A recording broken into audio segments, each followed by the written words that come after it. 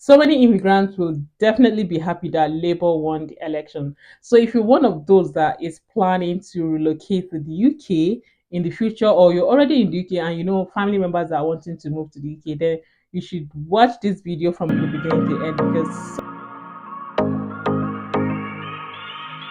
hi, beautiful people. Welcome back again to my YouTube channel. If today is your first time here, my name is Stella. On this channel, I talk about my life here in the UK, what is happening around me, and I share information. So if this content sounds like what you'll be interested in, please do not forget to like, subscribe, and share my videos. And for my returning subscribers, you guys are the real G. Thank you guys for always coming back to watch my video. Honestly, I really do appreciate.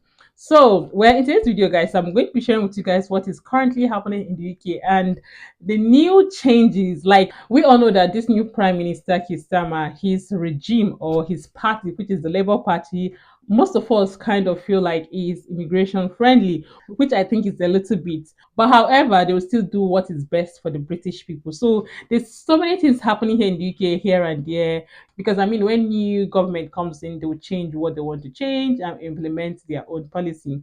So lately, a lot has been happening, especially in terms of the UK economy. And one of the things that has actually affected it is the fact that UK is no longer immigration friendly in terms of international students coming in to study.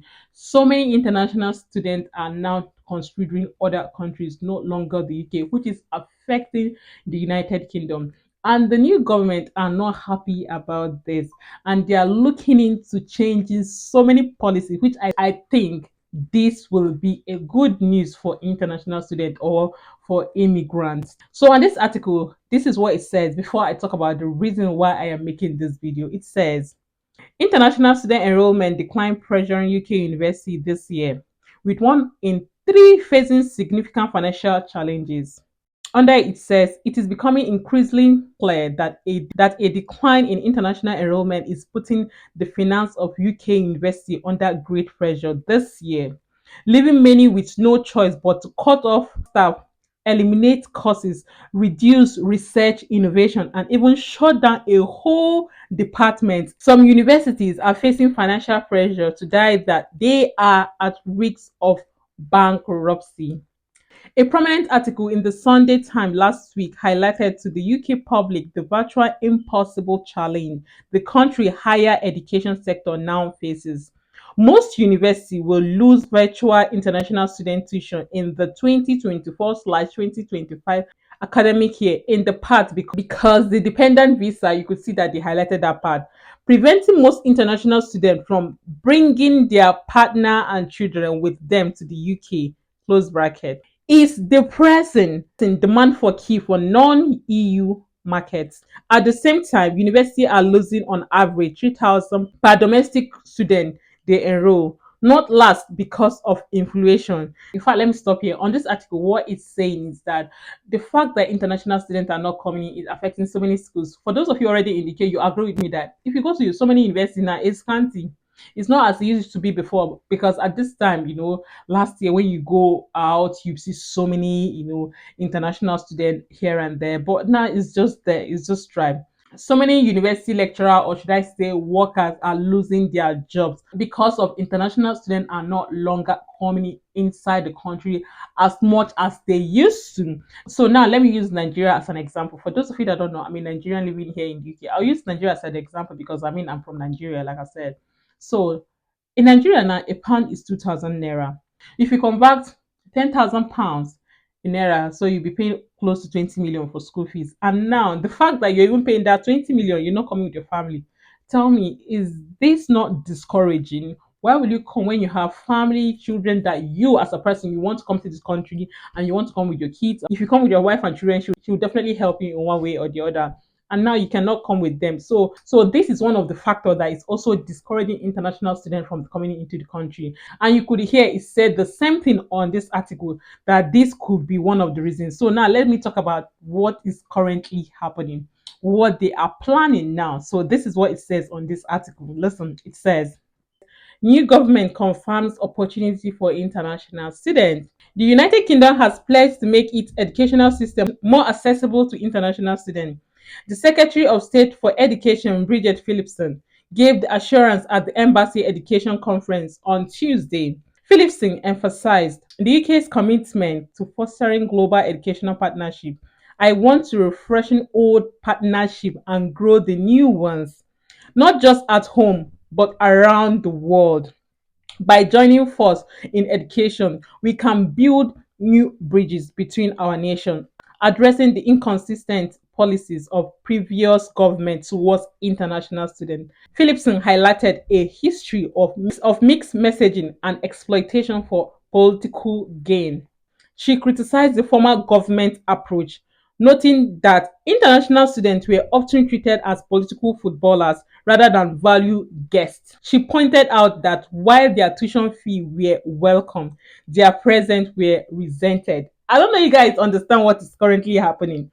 So because they want our money, but why is it that all the time international student you're not going to work, international student you will not do this, international student this, that, and it's a lot. See, if you're not in the UK, you don't understand what some international students are going through. To be honest, it's not fair. Especially the fact that you're paying 15,000, 16,000, like you're paying a lot. Okay, imagine nursing student paying 20,000, 20 something thousand pounds, 2 or 3 times the home student fee. So you see what she's saying here. When I read this article, I was like, something is happening, something is about to happen. So here is another article that was published 24th of July, which is this month. It says on this article, I don't want to keep reading all that is happening. I just want to, just the important points, what is happening, their plans.